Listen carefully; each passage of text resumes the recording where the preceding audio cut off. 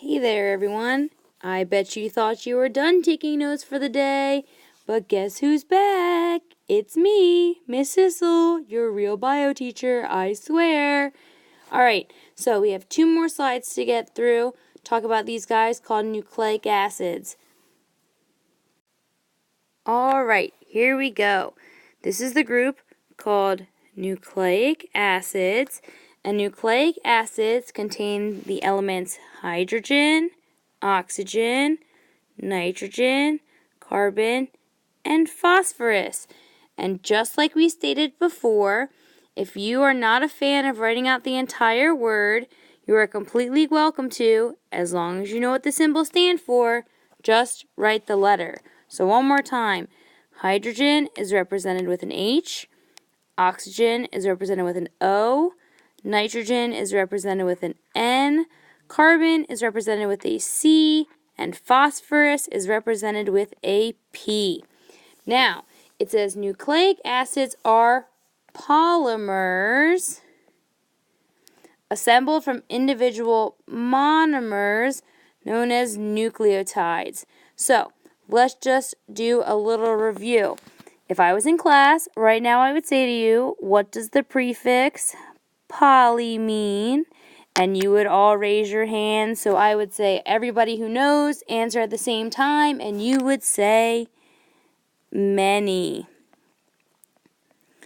So, a polymer is something that is made of many parts. So, like it says, nucleic acids are polymers assembled from individual monomers. So I would ask you, what does the prefix mono stand for? And you would tell me 1. I know you would. So in this case, our monomer is called a nucleotide. So here's what we are talking about. We are saying that if we took one nucleotide, so we're just going to call it NT, we have a monomer. If we started stacking them like our Legos that we talked about in class before, now we have many nucleotides.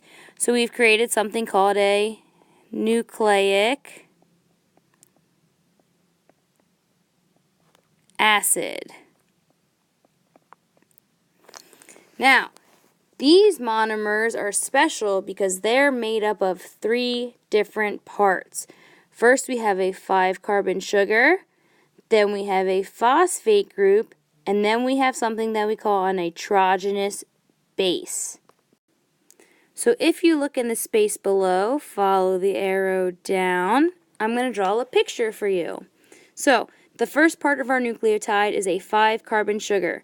5 carbon means we have a carbon at each corner. So we have 1, 2, 3, 4, 5. And then we're just going to connect it. So 1 carbon, 2 carbons, 3 carbons, 4 carbons, 5 carbons. And this is our sugar.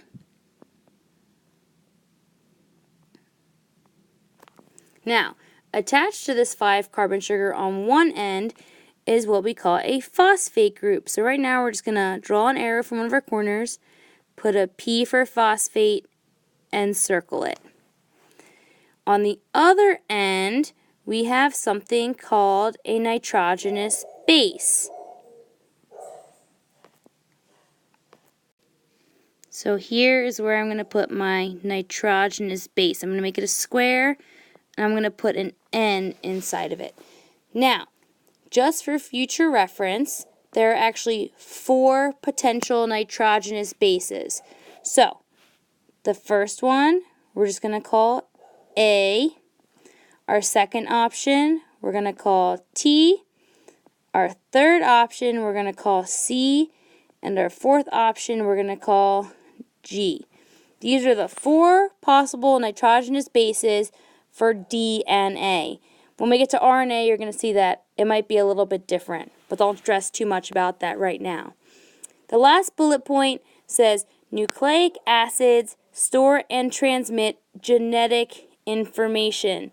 So this is where you can find your information on why your eyes are blue, but your mom's eyes are brown. why your dad's hair is black, but your hair is red. And now we're going to get into the two special types of nucleic acids, our DNA and our RNA. You ready for the T-chart? Now, I know this T-chart might look a little bit overwhelming. I promise we'll be able to take care of it. So, in your foldable, you have a box. On the left-hand side, it says DNA, and on the right-hand side, it says RNA. So we're going to focus on the DNA side first. Inside the first pink box that you see, you're going to write this information. DNA holds the genetic code for protein production. So, the proteins that you make are actually going to be what determines your physical appearances. In the second pink box, you're going to write that DNA is a double helix, which means two helical strands. Have you ever seen the picture that looks like this, the spiral staircase? That's what we mean by two helical strands. This is what DNA looks like, a twisted ladder or a spiral staircase. Now, the sugar in DNA, the 5-carbon sugar like we talked about before, is called deoxyribose. This word right here, deoxyribose. And would you look at that, this ending right here, OSE, is an ending that we've seen before. It's one of our suffixes that we talked about. The ending OSE means we're talking about a sugar. Oh my God, amazing! So, deoxyribose is our 5-carbon sugar, and we know that it's a sugar because it ends in OSE. And this information goes in box number 3. The next set of information that goes in box number 4 talks about the 4 bases. These are the bases that I mentioned before on the previous slide. We have our A's, our T's, our C's, and our G's. A stands for adenine, T stands for thymine, C stands for cytosine, and G stands for guanine. And there's a special way that these guys are bonded together, which goes in box 5. So if you look at this, it says A equals T and C equals G. So anytime you have an A, you're going to find a T next to it when you're talking about DNA. Anytime you see a T, you will see an A next to it when you're talking about DNA. Anytime you see a C, you'll see a G next to it when you talk about DNA. And anytime you see a G, you'll know a C should be next to it when you're talking about DNA. The way that I remember how these guys are bonded is if I am asked where I go to school, I will say I go to school at Good Counsel. A's go with T's and G's go with C's. So that completes our DNA side of the chart. One thing I would like you to add is that DNA's full name is deoxyribonucleic acid. When you break down DNA's full name, it tells you that there's a deoxyribose sugar, there's your deoxyribo, and it's part of the group nucleic acids. Its name pretty much tells you everything you need to know about it. Now, let's take a look over here at the RNA section now that you're in the right-hand side of your chart. And we're going to number our boxes 1, 2, 3, 4, and 5 again. The job of RNA is to carry the instructions from DNA and to direct protein production. RNA actually tells us what proteins we need to make so that our eye color stays the same, our hair color stays the same, our skin pigment stays the same, and that we reach a certain height. The shape of RNA is what we call a single strand. So as opposed to the double helix, we're going to have something that looks like only half of a ladder. That's our single strand. The 5-carbon sugar found in RNA is just called ribose. So right here we have ribose. And again, check this business out. It's super awesome. It ends in OSE. So what does that mean? I'll wait. Come on, I know somebody's going to raise their hand. Right. OSE means sugar. So it reminds you that ribose is a sugar. The 4 bases found in RNA are almost the exact same as in DNA. We still have C's, we still have G's, we still have A's, but now we have this new guy over here called U. This is uracil. Okay? So this is our new guy to the bunch. This is our new nitrogen base, which that affects our bonding. In this case, C's and G's still go together. They're not going to get broken up.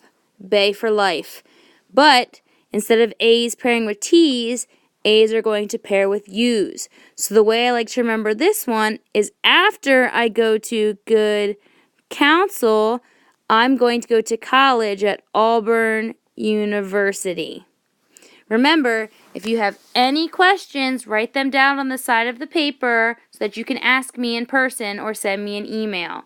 Now that you've completed both of these sections, head on over to the substitute, show him that you filled in your foldable so he can hand you your homework.